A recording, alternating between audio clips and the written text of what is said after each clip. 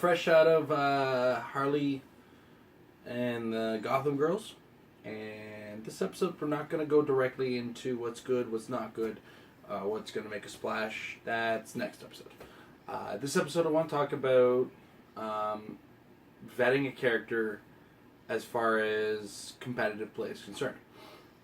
A lot of the times when we initially look at sets, we don't see value without context. And a lot of time when we're evaluating characters in these sets, we only get the context of these sets for whatever reason. Be it we're kind of just looking at the characters in a bubble or any other number of reasons.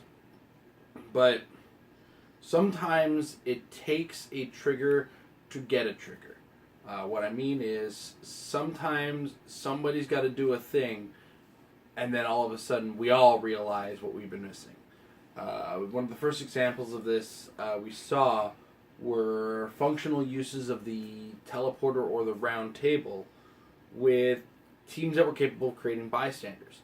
We all of a sudden had a no-risk character that we could willingly take damage with, and in a high-damage competitive format, those damages turn into ticks on the dial of the round tables or the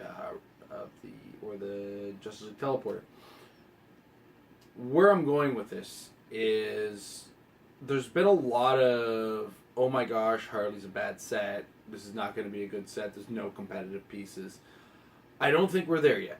I don't think it's time to say the sky is falling on Harley Quinn and the Gotham Girls.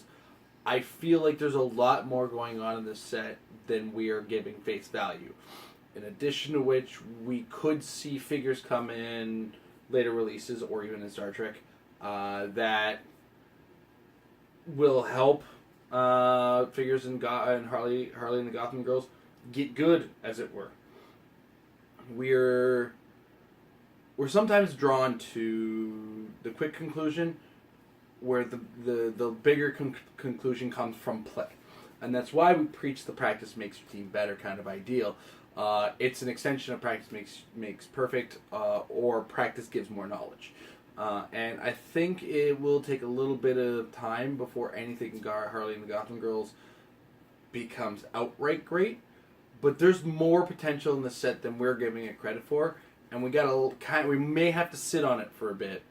We may have to take a little bit of time to work on it, or we may have to work out some fantastical details that aren't coming to light immediately. So that said, the crux of what we're saying is don't look at figures in a bubble. Don't necessarily look at the solo greatness, because that's not what competitive play is all about.